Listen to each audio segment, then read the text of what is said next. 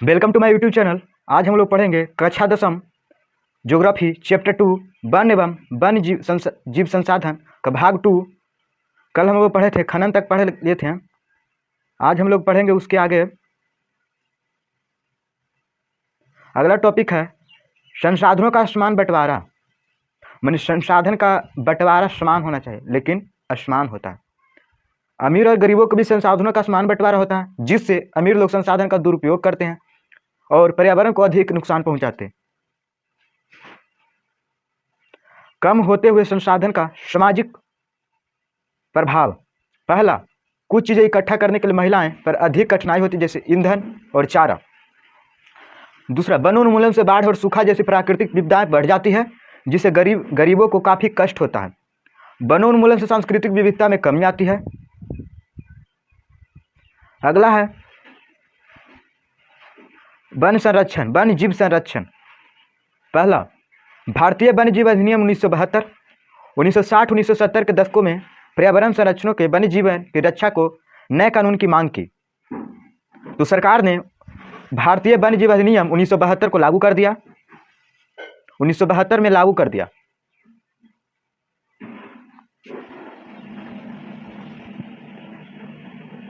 लागू होने के बाद वन्य जीवन के व्यापार पर रोक लगाया गया।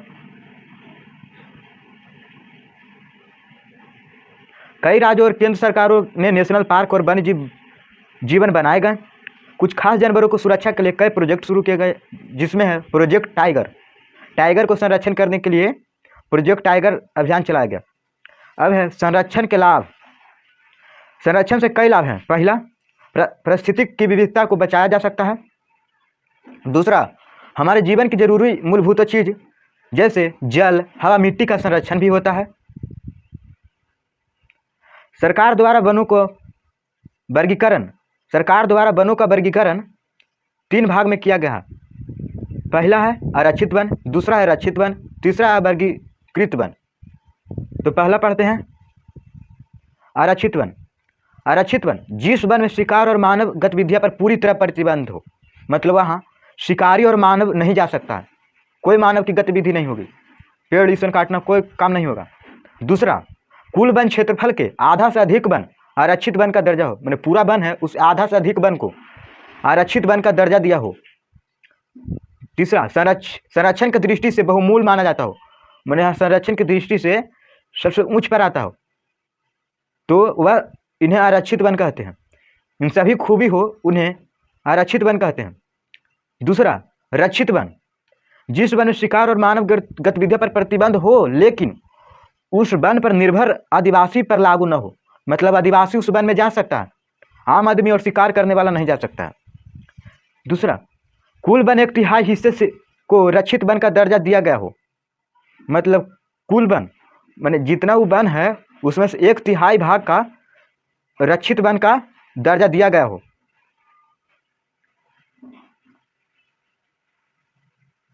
रक्षित वनों पर आगे होने वाले नुकसान से बचाया जा सकता है, तो वही इन सभी जो वन में पाया जाएगा वही रक्षित वन होगा।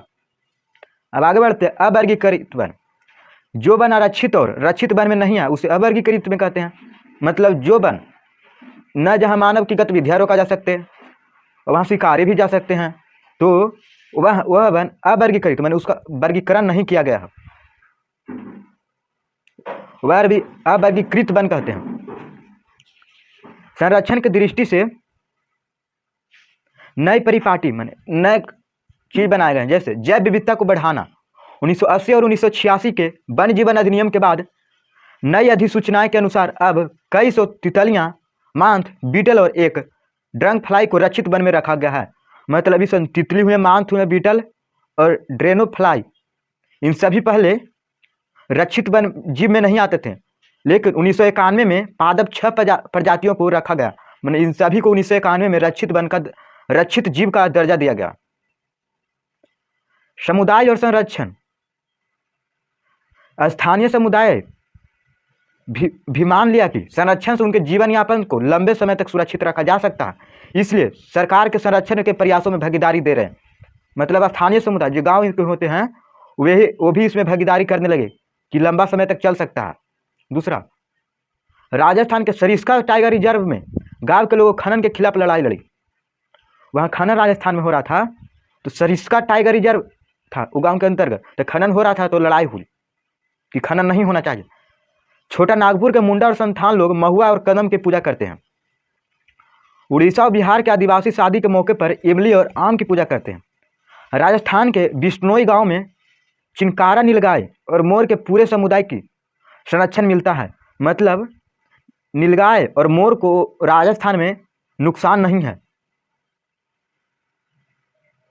संरक्षण कार्य में समुदाय की भागीदारी का अच्छा उदाहरण है चिपको आंदोलन।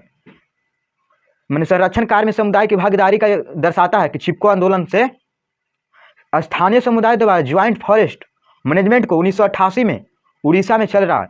मैंने 1988 से उड़ीसा में चल रहा है ज्वाइंट फॉरेस्ट मैनेजमेंट। अब है प्रोजेक्ट टाइगर। प्रोजेक्ट टाइगर 1973 में बाघों को लुप्त होने से बचाने के लिए शुरू किया गया। प्रोजेक्ट टाइगर 1973 में शुरू किया गया या इसलिए शुरू किया गया क्योंकि बाघ लुप्त हो रहे थे, बाघ की संख्या कम हो रही थी, इसलिए प्रोजेक्ट टाइगर शुरू किया गया। 20वीं सदी के शुरुआत में बाघों की कुल आबादी 55,000 थी, लेकिन 1973 में घटकर 1,827 हो गई, 1827 हो गया। इससे पता चलता है कि 20वीं सदी में की शुरुआत में बहुत ज़्यादा बाघ की संख्या थी, लेकिन 1973 आते आते घटकर 1,827 हो गई। इसलिए प्रोजेक्ट टाइगर इसी आधार पर शुरू किया गया। अब आते हैं बाघ की आबादी के लिए खतरा। मैंने बाघ की आबादी किस किस से खतरा। पहला, व्यापार के लिए शिकार, व्यापार कर देते हैं उन लोग का। सिमटा हुआ बांस मैंने जंगल का कटना। भोजन के लिए आवश्यक जंगली जातियों की घटती संख्या, मैंने भोजन माने जंगली प्रजातियां कम रहे, इसलिए बाघ भी कम रहे कि उनको खाने के लिए नहीं मिलेगा तो वह रहेंगे कैसे। कुछ महत्वपूर्ण टाइगर रिजर्व। पहला, Corbett national park Uttarakhand, Sundarban national park Paschim Bangal, Bandhavgarh national park Madhya Pradesh, Sariska wildlife sanctuary Rajasthan, Manas tiger reserve Assam, Periyar tiger reserve Kerala. इन सभी महत्वपूर्ण है टाइगर रिजर्व। इस 1 मार्क्स में आ सकता है। तो आज की टॉपिक यहीं पे समाप्त करते हैं। अब अगले चैप्टर में मिलेंगे ज्योग्राफी के चैप्टर 3। तो ठीक है, thank you for watching. Please like subscribe to my channel. Thank you.